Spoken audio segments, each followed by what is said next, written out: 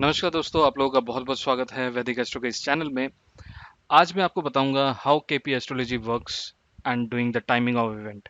ठीक है, तो एक छोटा सा एग्जांपल मैं बताता हूँ कि क्या होता है कि कहीं पे भी आपको किसी तरह का भी प्रिडिक्शन करना है केपी एस्ट्रोलॉजी के द्वारा, वो आप काफ़ी अच्छी तरीके से कर सकते हैं। लेकिन एक इम्पॉर्टेंट बात क्या होती है, जब भी आप प्रिडिक्शन करें, आपको अपने मन में शक की भावना नहीं होनी चाहिए। और जो भी हम केपी एस्ट्रोलॉजी में प्रिडिक्शन करते हैं, उसमें हम रूलिंग प्लैनेट्स का यूजेस करते हैं।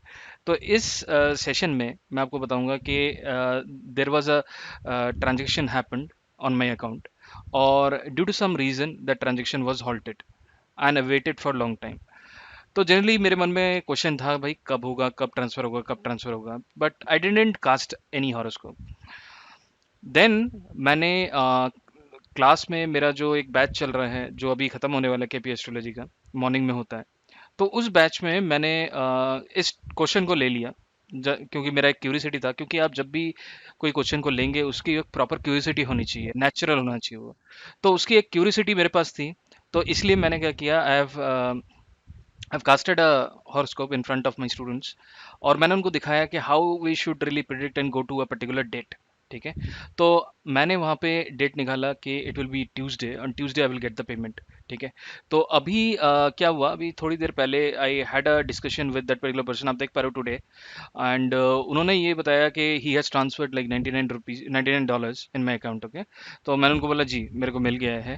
ठीक है, then he send that, did you get it from Western Union? तो उन्होंने कंफर्म किया यस।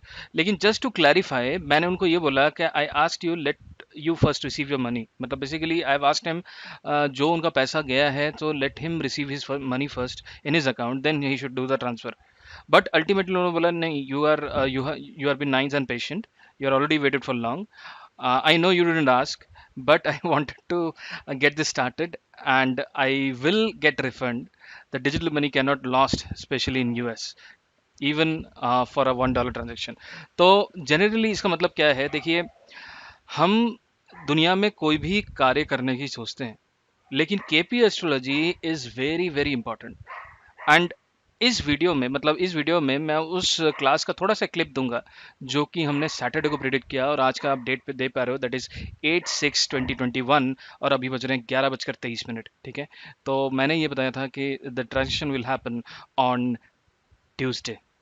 ठीक है, तो चलिए उस वीडियो में चलते हैं, and let's see what we have seen there. Okay, thank you.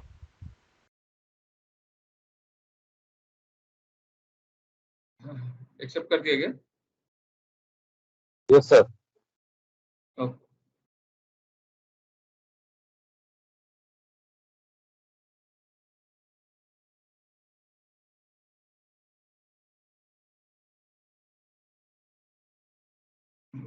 Okay, मेरी स्क्रीन दिख रही है? Yes sir. हाँ। और डे लो। अब हमें ये जानना है कि ये निकालते कैसे। ठीक है, तो हम सबसे पहले इस LSRD को निकालना सीखते हैं कि कैसे निकाला जाता है। अब मैं क्या करूंगा, किसी भी सॉफ्टवेयर पे जाऊंगा और सॉफ्टवेयर को ओपन कर लूंगा। मान लेते हैं मेरा ये सॉफ्टवेयर ओपन है, और इसी वक्त का हम एक इंस्टेंट चार्ट ओपन करेंगे। उससे पहले एक चीज हमें ध्यान देना है, एक मिनट चेक करना कौन है, एक्सेप्ट कर देना। सर ये मेरा है, मैं उससे लॉगिन कर रही हूँ।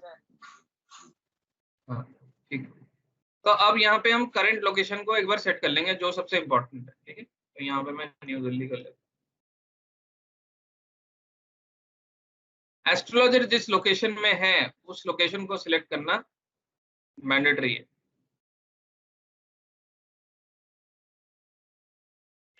सर न्यू दिल्ली में भी इधर उधर का फर्क नहीं पड़ता उतना, बहुत छोटा चेंज है क्या कि सब लोग पड़ेगा? उतना फर्क नहीं पड़ता।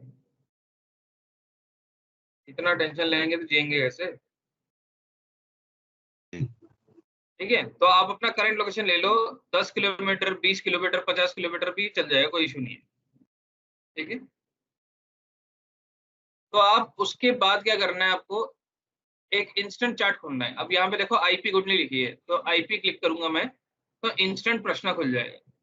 अब इंस्टेंट प्रश्न खुलने का मतलब क्या है, अभी इस दिन का इसी वक्त का, है ना, जो भी डिटेल चल रहा है वो सारा यहाँ पे आ जाएगा। तो अभी आप देखें, आज तारीख है 5/6/2021, 9:46 AM 6 सेकेंड, ठीक है, दिल्ली का लोकेशन है। इसका एक प्रश्न बन गया। अब इस प्रश्न से हमें कुछ इंफॉर्मेशन निकालना है। सबसे पहले निकालना है लगना, है ना, सबसे ऊपर लिखा है L, तो L स्टैंड्स फॉर लगना साइन लॉट। तो अब मुझे क्या करना है, मुझे ये देखना है कि कस्प कहाँ से शुरू हो रहा है। कस्प शुरू हो रहा है कैंसर साइन से और उसका RL लिखा हुआ है MO। इसका मतलब क्या है, लगना is starting from moon।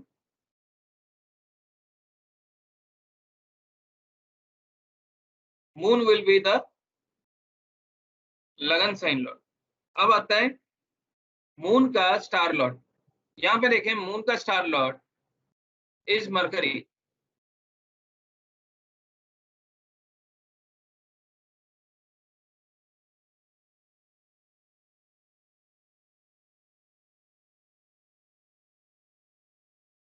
Moon का साइन लॉट कौन है, यहाँ पे लिखा है जुपिटर।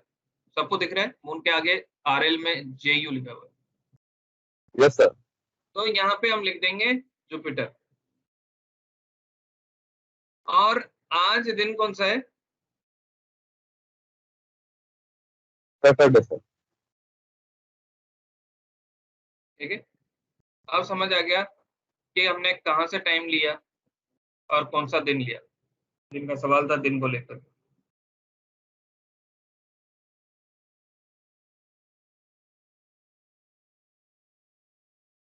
अब हमें ये बात करनी है कि हमने LSRD निकाल लिया, तो अब हमें इन LSRD का पावर भी पता होना चाहिए, मतलब ताकत। जो भी सबसे ऊपर होगा वो सबसे पावरफुल माना जाएगा। जो भी सबसे ऊपर होगा वो सबसे पावरफुल माना जाएगा। अगर परसेंटेज के हिसाब से मैं डिवाइड करूं कि किसकी कितनी पावर, तो सबसे पहले हम कहेंगे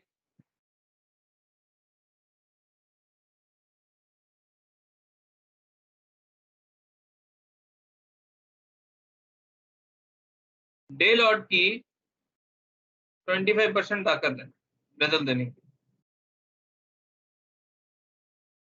ठीक है। इसकी है 55%, 50%। इसकी है 75% और इसकी ताकत है 100%। तो ऑब्वियसली मैं जो ऊपर वाला होगा उसको ज्यादा प्रेफरेंस दूंगा। तो इसका मतलब सबसे पावरफुल कौन हुआ है यहाँ पे, सर मून। तो यहाँ पे इस तरह से हम डायरेक्ट RPs लेते हैं। इसमें कोई क्वेश्चन है?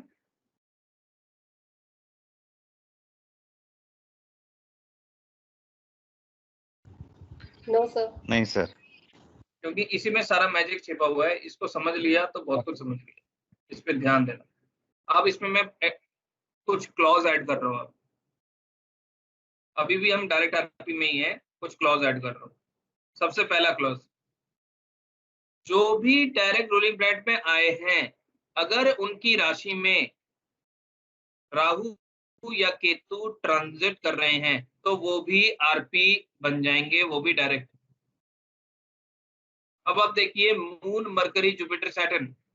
अब क्या कुंडली में राहु केतु इनके साइन में है? राहु शुक्र के साइन में है, केतु मंगल के साइन में है, ठीक है। तो इसका मतलब राहु केतु इस चार्ट में RP में नहीं है। ये समझ आया? Yes sir. Yes sir. ठीक। अब नेक्स्ट स्टेप में ऐड कर रहा हूं, जो भी डायरेक्ट रूलिंग प्लैनेट आए हैं, अगर उनमें से कोई अगर रेट्रो प्लैनेट होगा उसको हमें छोड़ना होगा। अब हम दोबारा चार्ट में जाएंगे और इस कॉलम में देखेंगे कि हमारे में जो भी ग्रह आ रहा है उनमें R कौन है। अब देखो यहाँ पे मरकरी के आगे आर लिखा हुआ है, सैटर्न के आगे आर लिखा हुआ है, तो इसका मतलब 2 आरपी ऐसे आए हैं जो रेट्रो है, उनको लिख लीजिए।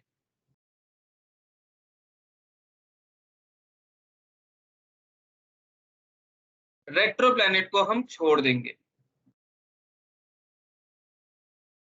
तो इसका मतलब मेरा फाइनल डायरेक्ट आरपी में सिर्फ चंद्र और गुरु ही आए हैं।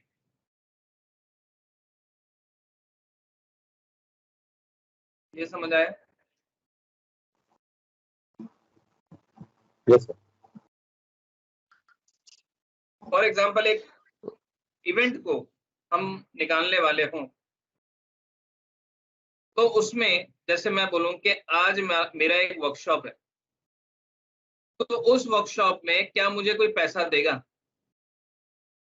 तो पैसा तभी दे सकता है या न्यू एनरोलमेंट तभी आ सकता है जब मेरा चंद्र का नक्षत्र चंद्र हो या गुरु हो, ठीक है, क्योंकि डायरेक्ट आरपी में वो आए हैं, और अभी चंद्र का नक्षत्र जो है बुध है, और हमें पता है बुध रेट्रो है, तो उसमें घटना नहीं होगी। अब एक चीज इस पे ध्यान देना, एक बहुत इंपॉर्टेंट चीज, जब भी हम सेम डे की घटना करते हैं, सेम डे, उसमें रेट्रो आरपीस की या रेट्रो प्लैनेट्स की इंपॉर्टेंस कम होती जाती है, ठीक है, ये कंडीशन है, इस पे ध्यान देना थोड़ा सा। तो ये हो सकता है कि घटना दे दे, लेकिन पावर में कम होगा, सबसे ज्यादा पावरफुल चंद्र ही है। तो अगर मैं निकालूं कि चलो ठीक है, अब बुध बुध तो आया, बुध तो रिजल्ट देगा नहीं, इसका मतलब, क्योंकि वो बुध चंद्र का नक्षत्र बन गया और वो रेट्रो हो गया,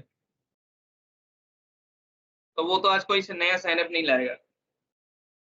लेकिन देखो अभी जो हमने मन में ये क्वेश्चन किया, चंद्र का सबलॉर्ड कौन है? क्योंकि सबलॉर्ड हमें पता है सबसे ज्यादा ताकतवर है, वो सबलॉर्ड चंद्रमा ही है और सबसे ऊपर है, तो वो एश्योरेंस दे रहा है कोई ना कोई नया जरूर आएगा। अब देखो चंद्र भी 9वें घर में है, ठीक है, 9वां घर एस्ट्रोलॉजी का है, पहला घर लेके चल रहा है, तो कोई ना कोई नई स्टूडेंट्स जरूर आएंगे। फॉर एग्जाम्पल हम ऐसे ही बात कर रहे हैं, लेकिन मतलब कहने का मतलब क्या है, इसमें रूल में ये समझो, डायरेक्ट आरपी हमने ले लिया, डायरेक्ट आरपी में अगर कोई ग्रह रेट्रो है तो उसको आप मार्क कर दो, उनको हटा दो, क्योंकि उनको आरपी के लिए मतलब वो घटना को डिले करेंगे। अगर कोई आ गया, उसने बोला कि जी मैं क्लास तो ज्वाइन करूंगा लेकिन पेमेंट मैं बाद कल कर दूंगा, तो ऐसे है, अगर दे रहा है तो वो बुध देगा, अगर ऐसे कंडीशन आएगा, मतलब क्या डिले करेगा वो। हमें घटना में डिले नहीं चाहिए, हमें तो नगद पैसा हाथ में चाहिए, तो ऐसे केस में हमें डायरेक्ट आरपीस पे काम करना है जो डायरेक्ट में है, ट्रांजिट में। तो इसलिए शनि और चंद्र यहाँ से हट गए, सॉरी शनि और बुध यहाँ से हट गए।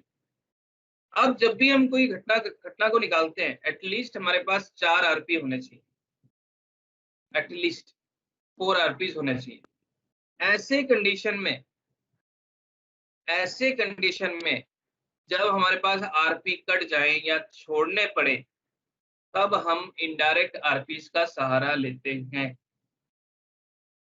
ऐसे समय पे जहां पे हमें आरपी छोड़ने पड़े और हमारे पास कुछ ही आरपी बच जाए, ऐसा भी हो सकता था सिर्फ एक ही आरपी बचता हो, ऐसा भी तो हो सकता था भाई चंद्र जो लगन बन गया और अपना राशि लॉर्ड भी चंद्र के ही साइन में है, तो अब क्या करते हैं आप, सिर्फ एक ही प्लेनेट आ जाता, राइट।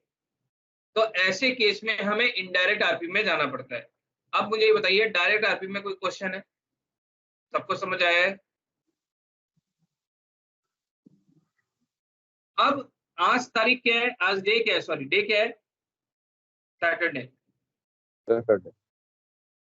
तो जो ऊपर आया है प्लेनेट, इसको स्टार लॉर्ड को हम क्यों नहीं लेते, इसका एक कंडीशन भी अभी आपको समझ आ जाएगा। जो ऊपर आया है वो दिन लिख लो पहले, मंडे,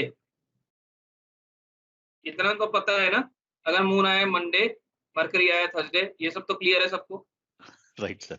हाँ, ये मत बोलना कि ये नहीं आता है, ठीक है, +1 कर देंगे, which is equals to Tuesday. इसका मतलब ट्यूसडे के दिन मेरे पैसे क्रेडिट हो जाएंगे मेरे बैंक।